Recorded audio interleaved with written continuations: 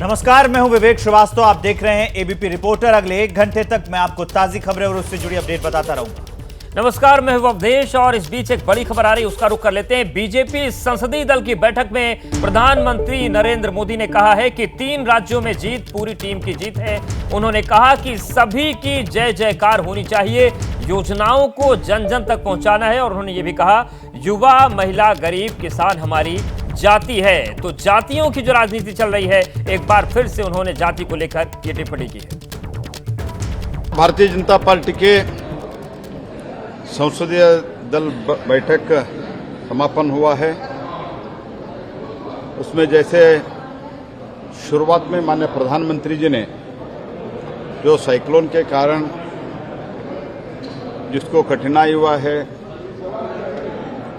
और जो दुखद घटना घटी है उसके लिए संवेदना प्रकट की है और उनके फैमिली के लिए भी उन्होंने संवेदना प्रकट किया है। और 3 राज्यों के साथ मिजोरम और तेलंगाना में भी भारतीय जनता पार्टी का जो स्ट्रेंथ है, बल है, बहुत गुना बढ़ चुका है। Multiple times our strength has improved along with Chhattisgarh, Rajasthan and Madhya Pradesh where we have won with a comfortable margin, but whereas at the same time Bharatiya Janata Party has improved its strength. तो संसदीय दल की बैठक में प्रधानमंत्री नरेंद्र मोदी का जय जयकार किया जा रहा था। अब पीएम का बयान सामने आया है कि सबकी जय जयकार होनी चाहिए, ये सबकी जीत है, पूरे पार्टी की जीत है। नीरज पांडे फोन लाइन पर जुड़ रहे हैं। नीरज, अक्सर ये देखा गया है कि बीजेपी जितना ग्राउंड लेवल पे काम करती है और वो हर छोटी इकाई को उतना ही देती है महत्व, शायद इसी से ये अंदाजा लगाया जा सकता है कि पीएम का बयान सामने आया है कि इसमें सबकी जीत है, सबका इसमें योगदान है, इसलिए सबकी जय जयकार होनी चाहिए। जी बिल्कुल, मैं आपको बता दूं कि अवधेश, जब प्रधानमंत्री नरेंद्र मोदी ने आज जब संसदीय दल की बैठक को संबोधित कर रहे थे तो उन्होंने खुले मन से एक बात कही कि ये जीत सबकी जीत है, कार्यकर्ताओं की जीत है, सभी राज्यों के नेताओं की जीत है, किसी एक की जीत नहीं है। इसमें नरेंद्र मोदी की जो जय जयकार हो रही है केवल मेरी जीत नहीं बल्कि सामूहिक जीत है ये, क्योंकि भारतीय जनता पार्टी के तमाम उन कार्यकर्ताओं ने अपनी आहुति दी है पार्टी को खड़ा करने में। पार्टी के एक एक लोगों का योगदान है जो जनता के बीच गए, उन्होंने हमारी योजनाओं को लोगों तक पहुंचाया, लोगों से बात की और लोगों को कन्विंस किया भारतीय जनता पार्टी के लिए। उन्होंने एक आंकड़े भी रखे कि भारतीय जनता पार्टी कैसे यहाँ तक पहुंची है। उन्होंने बताया कि करीब 40 से ज्यादा बार ऐसा हुआ कि जब कांग्रेस सत्ता में रही और उन्होंने चुनाव लड़ा लेकिन वो बुरी तरह से हारे, लेकिन इसमें भारतीय जनता पार्टी का जो परसेंटेज है वो बहुत अद्भुत रहा। करीब 35 बार ऐसा हुआ कि भारतीय जनता पार्टी सत्ता में रहते हुए चुनाव में गई और उसने अपने आप को वापस सरकार में लिया। तो ये लोगों के विश्वास का नतीजा है। लोग भारतीय जनता पार्टी पर विश्वास करते हैं, लोग भारतीय जनता पार्टी को पसंद करते हैं और वो इसलिए पसंद करते हैं कि भारतीय जनता पार्टी के जो असंख्य कार्यकर्ता हैं, जो लोग हैं, वो अपने नेताओं पर विश्वास करते हैं और हम अपने कार्यकर्ताओं पर। बिल्कुल नीरज, और इस जीत के बाद संदेश प्रधानमंत्री ने दिया और इसके साथ ही साथ उन्होंने कहा कि ये जीत सभी की और सभी की जय जयकार होनी चाहिए। बहुत धन्यवाद आपका हमारे साथ जुड़ने के लिए, बातचीत करने के लिए।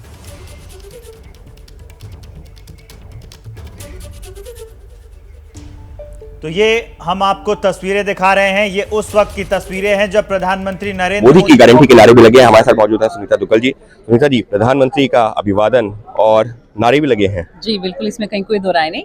सभी संसदीय दल के जो हमारे नेतागण थे, सभी जो सांसद थे, मंत्रीगण थे, सभी के सभी बहुत खुश थे और सच में ये देखिए खुशी का समय भी है, क्षण भी है ऐसा। और हम सब लोगों ने माननीय प्रधानमंत्री जी को बहुत बहुत बधाई दी और उन्होंने भी जो है पलटकर जो है आप ये देखिए कि उन्होंने ये नहीं कहा कि ये मोदी की गारंटी है, उन्होंने ये कहा कि ये टीम वर्क है। हमने ये कहा कि ये मोदी की गारंटी है, हम ये कहते हैं कि मोदी की गारंटी है, लेकिन वो ये कहते हैं कि ये टीम वर्क है। तो बहुत अच्छा लगा और सबने एक दूसरे को बहुत बधाई दी। और पीएम ने 2024 का रोड मैप भी तैयार कर दिया है। नहीं देखिए, ऐसा है कि जैसा आप सब लोग जानते हैं कि भारतीय जनता पार्टी का हर कार्यकर्ता जो है वो हमेशा तत्पर रहता है और वो 24/7 तैयार रहता है। लेकिन हमारी सरकार कैसे कर रही है काम, उसके अंदर इस चीज की जो है वो समय समय पर आदरणीय प्रधानमंत्री जी जो है हम लोगों का मार्गदर्शन करते रहते हैं। और खास तौर पर कुछ योजनाओं को जिनको जन जन तक पहुंचाना है, खासतौर पर पीएम ने कुछ योजनाओं का जिक्र किया बिल्कुल, है। इसमें कहीं कोई दो राय नहीं। देखिए, जो विकसित भारत संकल्प यात्रा है उसमें किस तरह से हम लोगों की भागीदारी होनी चाहिए, एक सांसद होने के नाते किस तरह से उसमें हमारी भागीदारी होनी चाहिए, इस चीज को सुनिश्चित किया है। और इसके साथ साथ विश्वकर्मा जो हमारी योजना है उसका लाभ जो है हर अंतिम छोर पर बैठे हुए इंसान तक कैसे पहुंचे, इसके बारे में उन्होंने विस्तार से बताया। और जो एक पीएम जनमन योजना है उसको भी किस तरह से जो है आखिरी छोर तक, देखिए उसके अंदर हालांकि संख्या कम है लेकिन वो लोग हैं जो बिल्कुल अंतिम छोर पर हैं, तो उन अंतिम छोर तक हमारी गुड गवर्नेंस कैसे पहुंचे, इस बात को सुनिश्चित करने की जो है वो कोशिश की गई है। ड्रोन वाली दीदी का भी जिक्र किया है। बिल्कुल किया है उन्होंने। ये बताया है कि किस तरह से जो है कि महिलाएं जब कुछ अलग हटके करती हैं तो वो सबका फोकस उस पर जाता है कि अगर कोई महिला जो है वो अगर साइकिल चलाती है तो बड़ी बात नहीं है, और अगर वो गाड़ी चलाती है तो बड़ी बात नहीं है, लेकिन अगर बाइक चलाती है तो सबका ध्यान जाता है। तो उसी तरह से अगर हमारी बेटियां हैं, महिलाएं हैं, वो ड्रोन चलाएंगी अगर, तो सबका ध्यान जो है वो आकर्षित करेंगी। और हमें ये जो विकसित भारत संकल्प यात्रा है उसके अंदर पुरजोर तरीके से भाग लेना। वैसे एक आखिरी सवाल, विपक्ष को लेकर भी है कुछ? देखिए, ऐसा है कि मैंने मैक्सिमम जब भी मैंने माननीय प्रधानमंत्री जी की बैठक जो है अटेंड की है तो मैंने ये देखा कि उनका फोकस अपनी गवर्नेंस की तरफ, अपने गुड गवर्नेंस की तरफ रहता है। बहुत रेयरेस्ट या बहुत कम ही ऐसे क्षण आए होंगे कि जब उन्होंने विपक्ष के बारे में जो है कुछ कहा हो। हम लोगों का अपना काम ही इतना ज्यादा है कि हमें उसी से फुर्सत नहीं है कि हम अपने लोगों तक, धरातल तक उस काम को पहुंचा पाए। मुझे लगता है कि तो उसी से ही जो है लोग जो है इस चीज को अप्रिशिएट करते हैं। बहुत बहुत धन्यवाद। तो सुनीता दुग्गल जिन्होंने साफ तौर पर बताया कि प्रधानमंत्री ने किन योजनाओं का जिक्र किया, और इसमें भी अगर दो महत्वपूर्ण योजनाओं की बात की जाए तो एक तरफ जो है जो विश्वकर्मा योजना जिसकी शुरुआत अभी कुछ ही वक्त पहले की गई थी, तो उसका जिक्र किया प्रधानमंत्री नरेंद्र मोदी ने। और विश्वकर्मा योजना इस तरह से महत्वपूर्ण है क्योंकि जो गरीब तबके के लोग हैं, जो पिछड़े लोग हैं, उन तक फायदा पहुंचाने के लिए लाई गई है ये योजना। और दूसरी तरफ जिस तरीके से महिलाओं को जोर देने का फैसला किया गया है तो उस पर खासा जोर है क्योंकि महिला वोटर के लिए। तो सिरसा से सांसद सुनीता दुग्गल बात कर रही थीं और उन्होंने कहा कि प्रधानमंत्री ने कहा कि सभी की जय जयकार है। और हमारे साथ हमारे सहयोगी विकास भदौरिया भी जुड़ गए हैं। विकास, जो भी जीत का मौका है उसके बाद प्रधानमंत्री जब पहुंचते हैं तो अपने कार्यकर्ताओं को, नेताओं को एक नया टारगेट दे देते हैं। आज की जो बैठक थी जिसमें स्वागत हुआ भव्य, आज प्रधानमंत्री ने क्या टारगेट दिया है अपने नेताओं को, कार्यकर्ताओं को?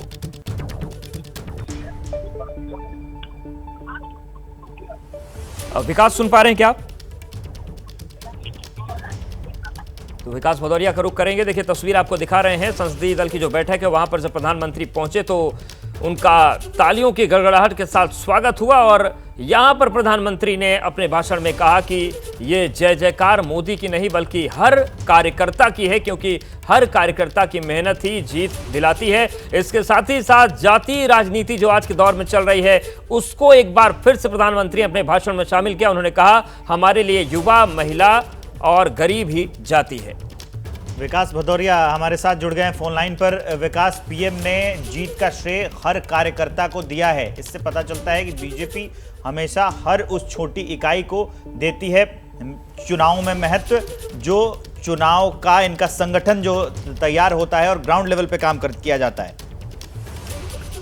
जी देखिए, देश प्रधानमंत्री नरेंद्र मोदी ने जो बात कही वो इस कंटेक्स्ट में कही कि उनके सम्मान में नारे लगा रहे थे तमाम सांसद, और उसके बाद उन्होंने कहा कि ये केवल एक की जय जयकार करने का वक्त नहीं है, बल्कि हर कार्यकर्ता, हर नेता, हर विधानसभा का विधायक, हर जो पार्टी का नेता है उसकी परिश्रम का परिणाम है ये 3 राज्यों की जीत। और हमें इस परिश्रम को अथक और लगातार रूप से करते रहना चाहिए। जनता की सेवा करने के लिए हमें लगातार आतुर रहना चाहिए, तभी इस तरह के परिणाम सामने आ सकते हैं। उन्होंने कहा कि ये जो सरकार बनेगी ये गरीबों की सरकार होगी, महिलाओं की सरकार होगी, और इसके लिए जो भी परिश्रम अब आगे भी जो करना होगा वो हर कार्यकर्ता को उसी तरह परिश्रम भाव से लगना होगा। जाहिर सी बात है वो सभी को इस जीत का श्रेय दे रहे हैं। इस जीत के श्रेय के पीछे हर कार्यकर्ता, इस जीत का श्रेय वो हर कार्यकर्ता और नेता को दे रहे हैं जिसने इस पूरे विधानसभा चुनाव अभियान के दौरान बीजेपी का काम किया। धन्यवाद विकास, हमारे साथ जुड़ने के लिए, बातचीत करने के लिए। तो 3 राज्यों में जीत के बाद प्रधानमंत्री का संसदीय दल की बैठक में स्वागत हुआ और इस दौरान उन्होंने कहा कि ये जो जय जयकार है बीजेपी के हर कार्यकर्ता की है। अब चलिए आगे बढ़ते हैं। संसद में शीतकालीन सत्र चल रहा है। अश्विनी चौबे से बातचीत की है अंकित गुप्ता ने, आपको सुनाते हैं। पहुंचे हैं संसदीय दल की बैठक में, सम्मान किया गया, मोदी की गारंटी के नारे भी लगे। स्वाभाविक है, मोदी की गारंटी वाली गाड़ी देश भर में घूम रही है, सभी गांव-गांव में, कस्बे में, हर पंचायतों में। तो हम लोग वहां जा करके घूम के क्षेत्र से आ रहे हैं, तो मोदी की गारंटी वाली गाड़ी और उसमें जो मुख्य रूप से विश्वकर्मा योजना, जनमन योजना, जो ड्रोन वाली दीदी जी, ये एक बड़ी शक्ति देता है और उस शक्ति को हमें समाज के अंतिम लोगों तक ले जाना और जो अंतिम व्यक्ति को लाभ मिल रहा है उन लाभकों को जुटाना, उन लाभकों के साथ शेयर करना, अपने कार्यकर्ता, संगठन और पूरी पार्टी उसमें निष्ठा से लगे, ये मार्गदर्शन होता रहा। प्रधानमंत्री ने आगामी चुनावों को लेकर भी संदेश दिया है, क्योंकि 3 राज्यों में जैसे जीत हासिल हुई, उसके बाद में कार्यकर्ता पूरी तरह उत्साहित नहीं, इसलिए और काम बढ़ गया और जिम्मेवारी बढ़ गई जी। वो बराबर निर्देश मार्गदर्शन देते रहते हैं, कार्यकर्ता लगे रहे। इसके साथ ही में प्रधानमंत्री ने, क्योंकि अब जो है ये भी अभी अपने पिछले वक्तव्य में कहा था जीत के बाद में कि जीत की हैट्रिक हमने यहाँ लगा दी है, अब 2024 में भी लगानी है, उसको लेकर के प्रधानमंत्री ने जिक्र किया है यहाँ बैठक में। नहीं, स्वाभाविक है, वो तो बराबर होता रहता है जी। और जीत का श्रेय कार्यकर्ताओं को मिला है। कार्यकर्ता उसके लिए उनके नेतृत्व में पूरे देश भर के और विशेष करके जिन राज्यों में जीत हुआ उनके कार्यकर्ताओं का जीत है। जनता का, जनार्दन का आशीर्वाद को लेने के लिए हमें जनता से रूबरू बराबर होना पड़ेगा। और कांग्रेस समेत जो विपक्षी पार्टियां हैं जिस तरह से अब रणनीति बना रही हैं, उस पर प्रधानमंत्री ने, भाई वो तो होता ही रहता है, रणनीति वो बना रहे हैं, हम अपनी रणनीति को आगे ले जाएं। यानी साफ तौर पर प्रधानमंत्री ने संसदीय दल की बैठक के दौरान जिक्र किया है कि सरकार की जो योजनाएं हैं उनको जन जन तक पहुंचाना, और खास तौर पर जिक्र किया गया है जो ड्रोन जो महिलाओं को देने का फैसला किया गया है उस पर जो है वो महिलाओं को वो जो मिलना चाहिए और उसके बारे में जानकारी मिलनी चाहिए। और संभवतः वो इसी वजह से, क्योंकि कहा यह गया है कि 3 राज्यों की जीत में महिलाओं का एक बड़ा जो है योगदान रहा है, और बीजेपी इसको लगातार कहती रही है कि देश की महिलाएं यानी कि आधी आबादी मोदी सरकार और मोदी प्रधानमंत्री नरेंद्र मोदी के साथ खड़ी है। अंकित गुप्ता, एबीपी न्यूज़, दिल्ली। मध्य प्रदेश, छत्तीसगढ़ और राजस्थान में यह सवाल बना हुआ है कि कौन बनेगा मुख्यमंत्री। सूत्रों के हवाले से एक बड़ी खबर हम आपको बता रहे हैं कि मौजूदा रेल मंत्री अश्विनी वैष्णव भी सीएम के रेस में हैं। राजस्थान के सीएम के लिए अश्विनी वैष्णव का नाम भी चर्चा में है। यह बड़ी अपडेट। तो लगातार जो मुख्यमंत्री पद के दावेदार हैं उनके नाम जुड़ रहे हैं, उसमें अश्विनी वैष्णव का नाम भी चर्चा में शामिल है। मनीष शर्मा हमारे साथ जुड़ रहे हैं, मनीष शर्मा से अपडेट लेंगे। मनीष, अभी तक जो नाम चल रहे थे, जो चर्चाएं चल रही थी, अश्विनी वैष्णव का तुरंत आ जाना, इसके पीछे की कहानी क्या है? विवेक, बिल्कुल नहीं, अश्विनी वैष्णव का नाम एकाएक बिल्कुल नहीं आया। चुनावों के पहले से ये माना जा रहा था कि राजस्थान के मुख्यमंत्री की जो पद है उस रेस में अश्विनी वैष्णव भी शामिल हैं। आखिर क्यों है, इसकी एक बड़ी वजह है क्योंकि उनके पक्ष में 3 बातें जाती हैं।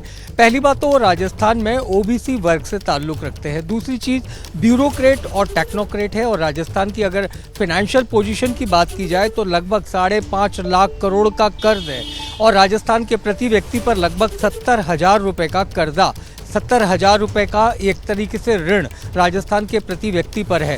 तो ऐसे में अश्विनी वैष्णव की योग्यता जो एक ब्यूरोक्रेट और टेक्नोक्रेट के रूप में है, उसको देखते हुए ये समझा जा रहा है कि उनको राजस्थान की माली हालत पर नियंत्रण करने के लिए लाया जा सकता है। और सबसे बड़ी बात जो अश्विनी वैष्णव के पक्ष में है, क्योंकि राजस्थान की 4 मार्शल कौम, जाट, राजपूत, मीणा और गुर्जर, इन तमाम को अगर दरकिनार करते हुए किसी एक ऐसे चेहरे को लाया जाता है जो कि सभी जातियों को साथ सके, खासतौर पर लोकसभा चुनाव के लिहाज से, तो ये एक बड़ी बात कही जा सकती है। बिल्कुल, यानी कि जितने भी समीकरण हैं वो अश्विनी वैष्णव के नाम पर सज सकते हैं। और केंद्र सरकार की बात करें तो केंद्र में ब्यूरोक्रेट्स को जो मंत्री बनाया गया वो प्रयोग भी सफल रहे। ऐसे में अश्विनी वैष्णव के नाम की दावेदारी मजबूत मानी जा रही है।